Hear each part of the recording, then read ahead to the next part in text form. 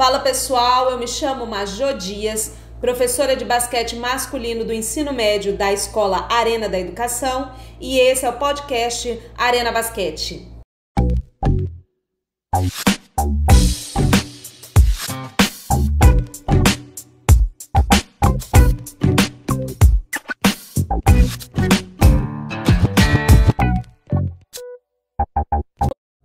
Capítulo 3 e 4 do livro Nunca Deixe de Tentar, de Michael Jordan, com a apresentação de Bernardinho. Capítulo 3, Comprometimento. Não existem atalhos. Se, ao terminar o colégio, eu tivesse mostrado menos empenho ou um desejo menor de alcançar meus objetivos, teria optado por um caminho mais fácil e procurado outra universidade. Mas fui para a Universidade da Carolina do Norte porque percebi que muitos jogadores treinados pelo técnico Dean Smith acabavam sendo recrutados para times da NBA, principal liga profissional de basquete nos Estados Unidos e o objetivo de todo atleta do basquete. As pessoas diziam que eu deveria me desviar desse caminho difícil, mas eu não tinha intenção alguma de fazer isso. Havia tomado minha decisão. Estava comprometido com minhas metas. Queria descobrir o meu valor, ter ideia da minha capacidade. Sempre acreditei que se trabalhasse duro, os resultados viriam. Não costumo me empenhar em nada pela metade, pois sei que agindo assim, só poderia esperar por meios resultados. É por isso que encarava os treinos com a mesma intensidade que os jogos. Não é algo que se possa abrir ou fechar como uma torneira. Eu não podia fazer corpo mole no treino e mais tarde, quando precisasse daquele esforço extra durante o jogo, achar que estaria ao meu alcance. Mas é assim que muitas pessoas agem. E é por isso que fracassam. Elas passam a impressão de estar comprometidas, em dar o melhor de si mesmas. Dizem as coisas certas e aparentam fazer a coisa certa.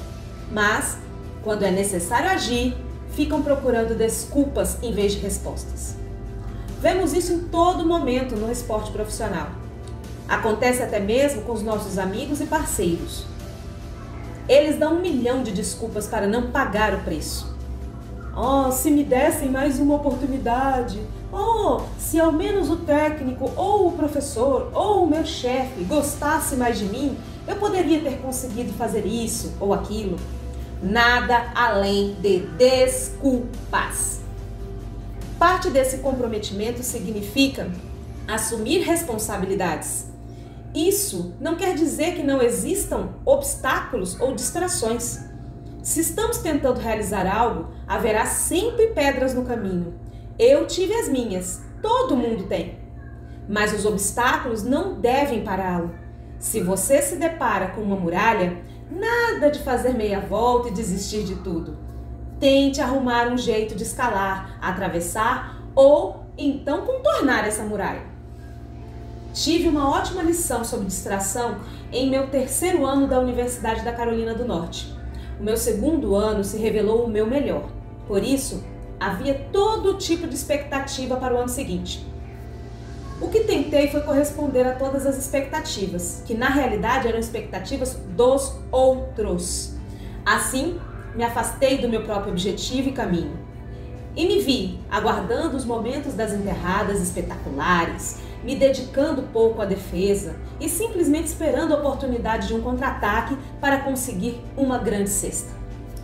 O treinador Dean Smith me chamou um dia para assistir a 2 vídeos, um da temporada anterior e o outro da que estava em curso. As imagens mostravam 2 atitudes opostas. No vídeo mais recente, eu procurava atalhos. E não tinha sido dessa maneira que eu tinha conseguido estar ali. Eu ainda possuía o desejo, mas tinha perdido totalmente o foco. Temos que ser fiéis aos nossos planos, pois muitos tentarão nos rebaixar ao nosso nível por não conseguirem realizar certas coisas. Eles estão em busca de um atalho, mas poucos conseguem chegar a algum lugar por atalhos.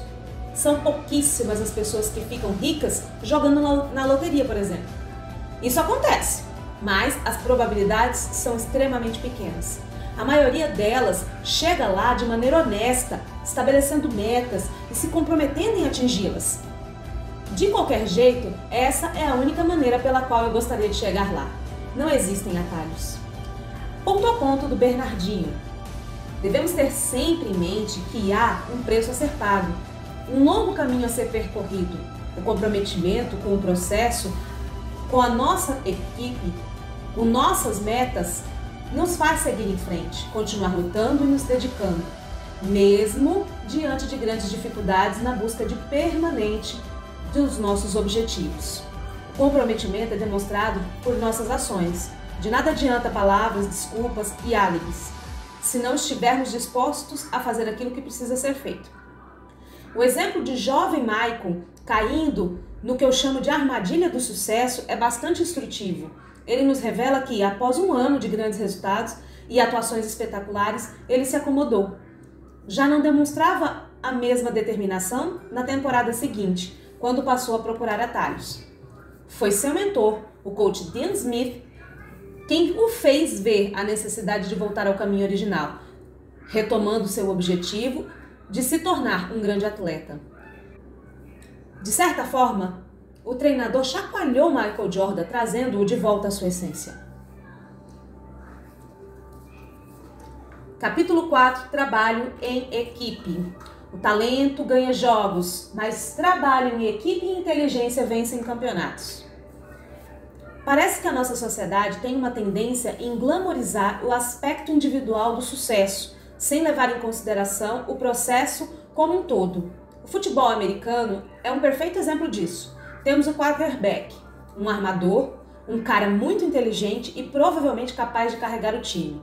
Mas ele não pode fazer isso sem a participação dos jogadores que protegem permanente, os guards e os tackles. E apesar disso, esses caras ganham muito pouco em comparação aos milhões que um armador fatura. Isso não faz sentido. Se ele não tivesse esses jogadores na sua frente, seus milhões não valeriam nada. O mesmo acontece nas grandes empresas. De que adianta um executivo ter grandes ideias se não tem as pessoas capazes de fazer acontecer? Se não possui todas as peças em seus lugares, especialmente na linha de frente, essas ideias não valem nada.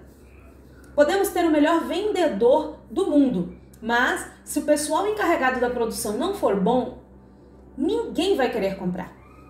No meu time, o Chicago Bulls, haviam 2 jogadores de habilidades distintas. Bill Cartwright, um grande pivô, John Paxson, um grande arremessador. E encontramos um meio de usar esses talentos dentro da estrutura do time. O mesmo acontece com os trabalhadores que ocupam os degraus mais baixos na escada corporativa. Os gerentes, da mesma forma como os treinadores, têm que descobrir como colocar os talentos individuais a serviço do interesse da empresa.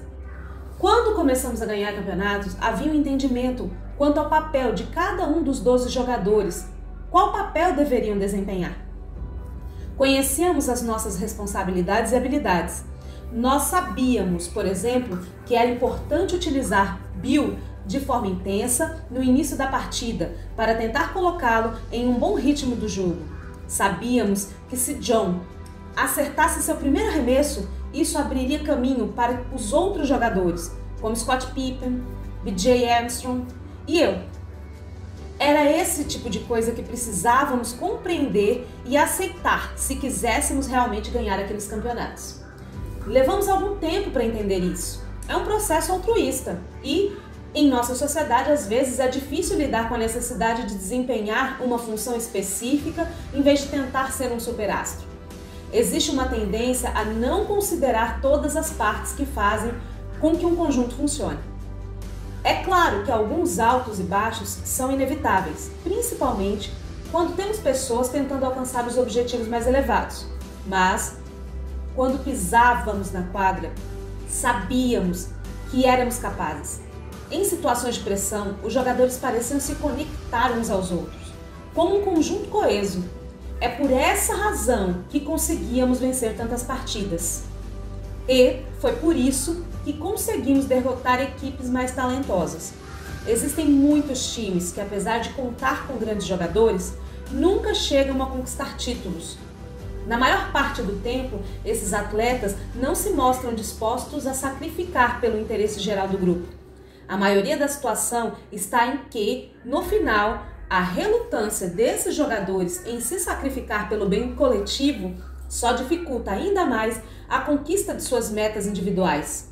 Se há uma coisa que aprendi na Universidade da Carolina do Norte, e trata-se de algo que acredito plenamente, é que se você projeta e alcança resultados em termos de equipe, as recompensas individuais acabarão acontecendo naturalmente.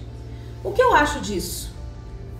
Prefiro contar com 5 jogadores menos talentosos, porém mais dispostos a fazer as coisas juntos, do que com 5 que se consideram astros e não se mostram dispostos a se sacrificar em prol do conjunto.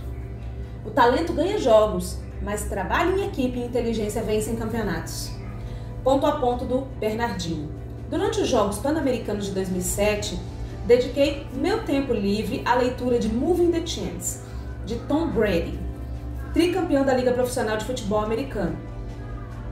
Jogador muito talentoso, reconhecido por suportar a pressão das defesas adversárias nos momentos de realizar o passe. Ele valoriza permanentemente seus companheiros de ataque, que o protegem e criam condições para que se torne mais eficiente.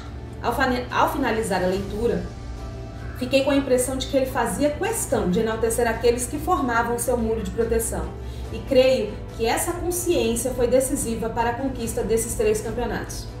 Um verdadeiro time, para mim, são pessoas com objetivos comuns e, sobretudo, consciência de que só atingirão seus objetivos com a participação de todos, mesmo daqueles que possam parecer menos importantes.